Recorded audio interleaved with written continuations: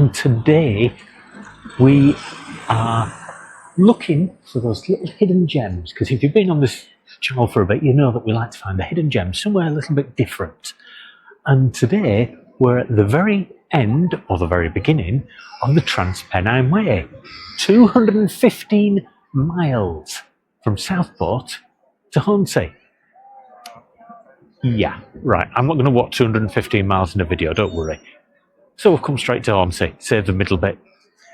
Welcome to Hornsea.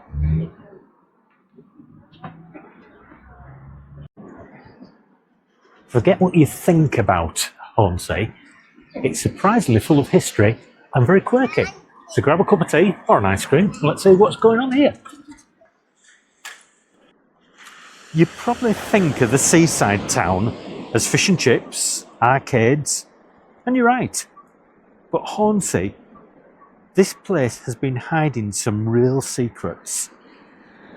We've got a massive lake to find, a World War I seaplane base, a tower built just so a brewer's servant could watch for him, and the history of smuggling.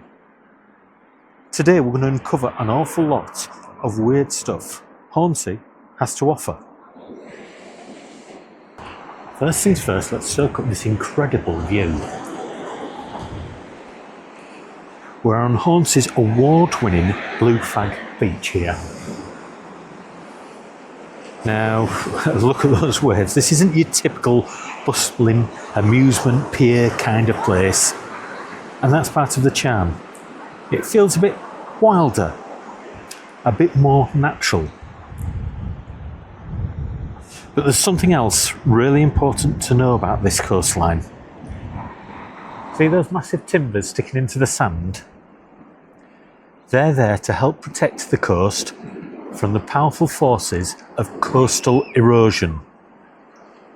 The strength of coast is one of the fastest eroding in Europe. The land is literally disappearing here, which makes every visit to this beach a trip back in time, or maybe just a bit closer to the water. It is a constant battle. Hornsea, a real untamed feel. You can almost feel history being washed away and rebuilt. Those waves are huge.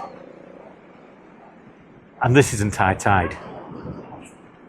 The force from the North Sea hitting it, even with the protection of those wooden stakes sticking up to help protect the beach, and it's not going to hold back this sort of waves.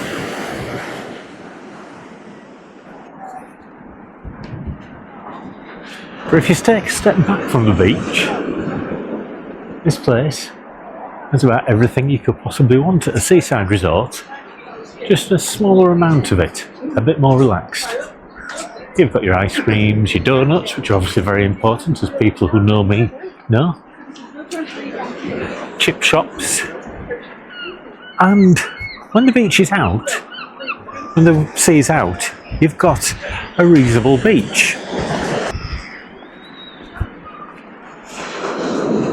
And just set back, you do have amusements, and even a car park right next to it. So everything's accessible and nearby.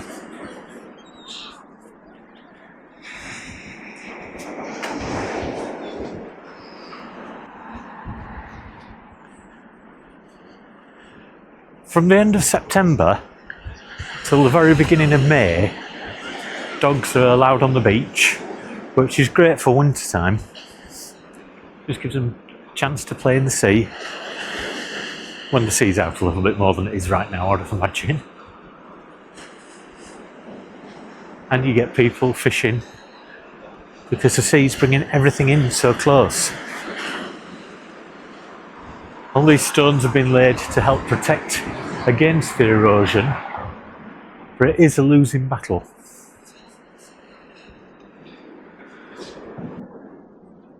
And as you walk along the seafront, what they've done, which is quite nice, is a sort of little art gallery.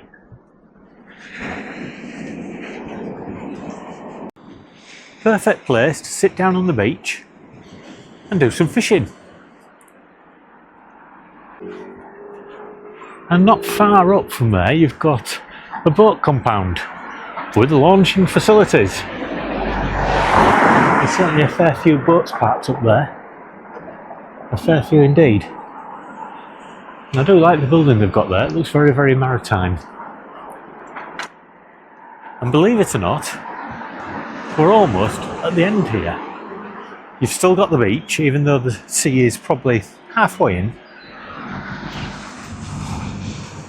And as you can see, most of it is fairly sandy. There are some stones, but with a coast like this, that's what you'd expect. Go a few miles up north from here, Bridlington, and you've got perfect sandy beaches. You've got your caravans, holiday park, right at the end. Not a big seafront. Is it over the top this place? No, it's a relaxed seafront. Somewhere you can go and just chill out for a bit. Now that the sea's out, you can see those wooden stakes that protect the coastline. But even so, look at those waves coming in. Yeah, it's a windy day, but it's not that excessive. And they constantly come in like this around here. There are very few days, maybe a few during the summer, when you don't get this sort of strength of wind hitting. Look at it. Massive waves breaking just away from the coast.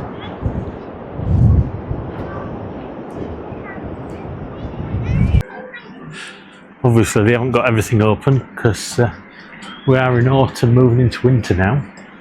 Chilly but not freezing. You can see that a lot of the buildings are fairly new. There's the police station. And that looks to me like a train station, but it isn't.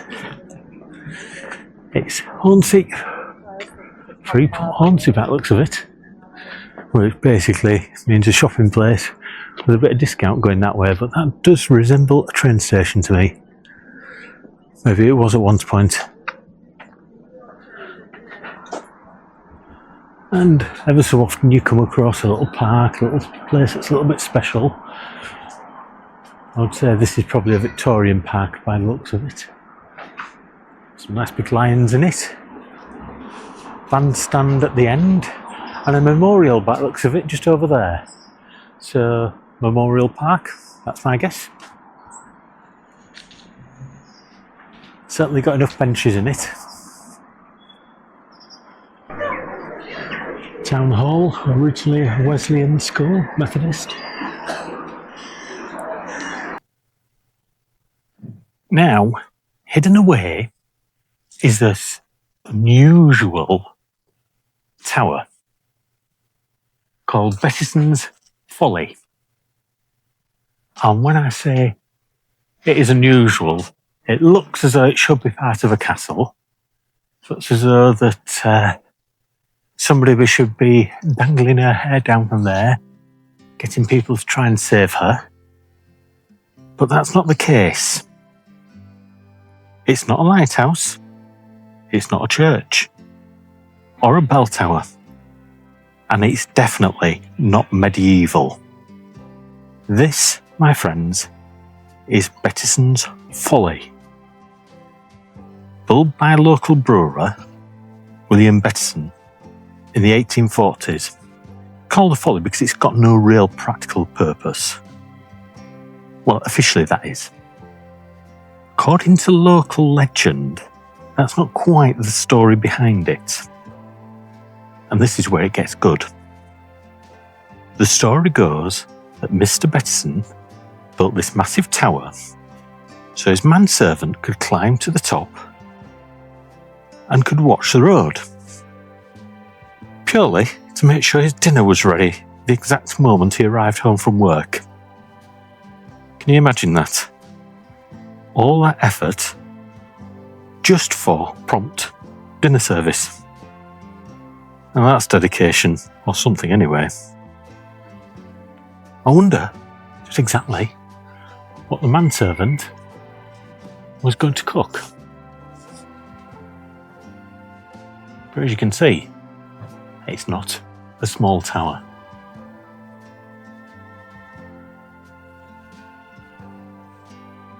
And if you don't know to look for it, it's just in the housing area. A little bit of grass near the seafront and hidden away. To give you an idea of size, there's Layla, stood next to it.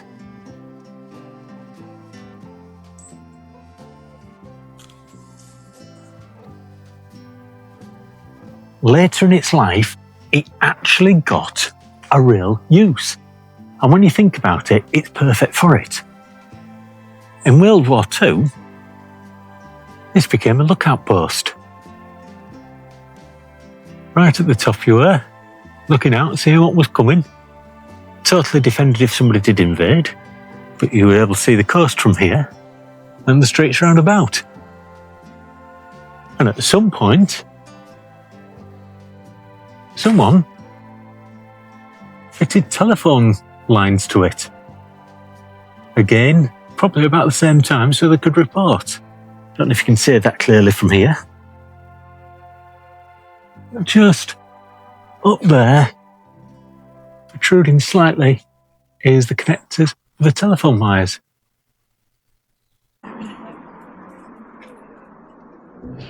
You've also got a museum.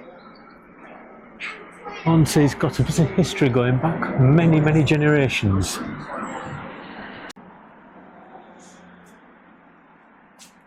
We are now in the heart of Hornsea's old market town. And this beautiful building here, this church, dates back to the 13th century.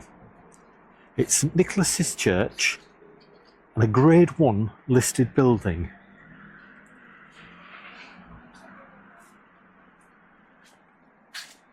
And frankly, quite a stunning piece of architecture. Even the entrance to it.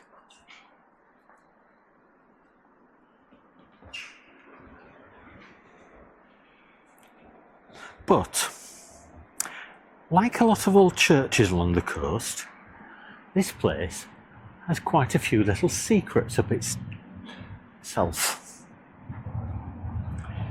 Now don't tell anybody, but legend has it that during Hornsea's colourful smuggling days, and yes, the coast was right for it, the church's vault was actually used to stash contraband.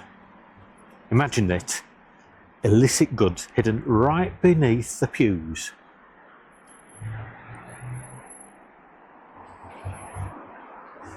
Gives a whole new meaning to holy secrets, doesn't it? It's a reminder that this place used to be a bustling port.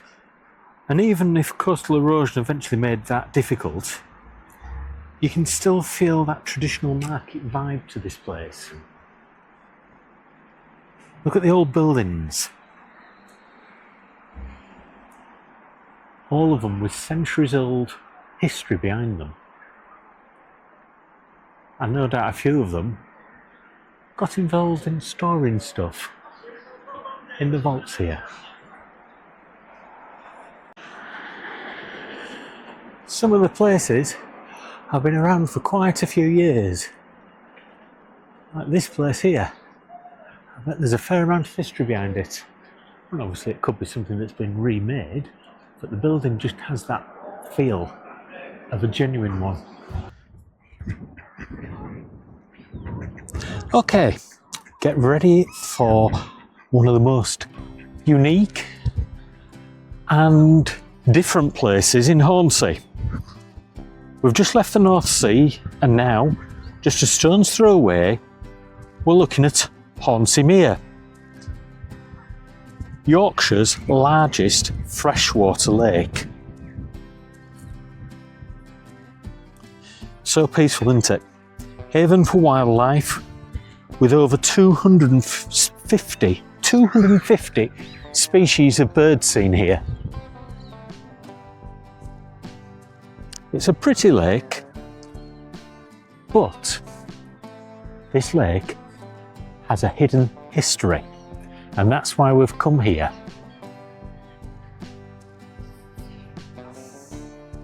Imagine this. During World War I, this calm, tranquil water wasn't just for ducks and rowing boats.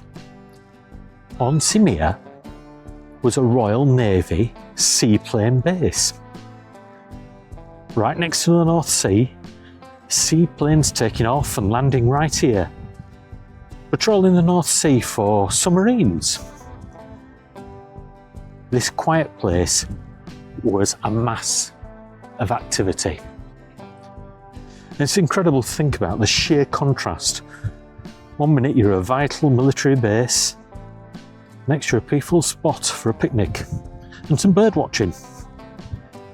It shows how places change over years and how it looks totally different today.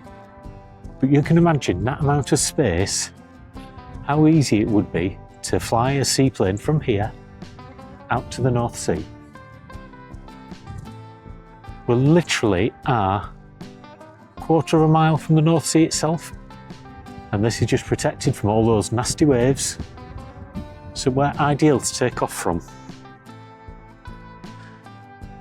This little hut here and this building may not look that old, but in actual fact they're a lot older than they look.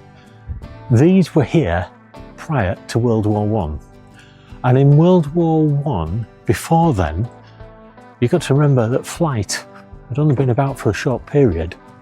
One of the first flying boats, or as what we'd call seaplanes now, took off from here. They had a horse show, and one of the things was come see the flying boat.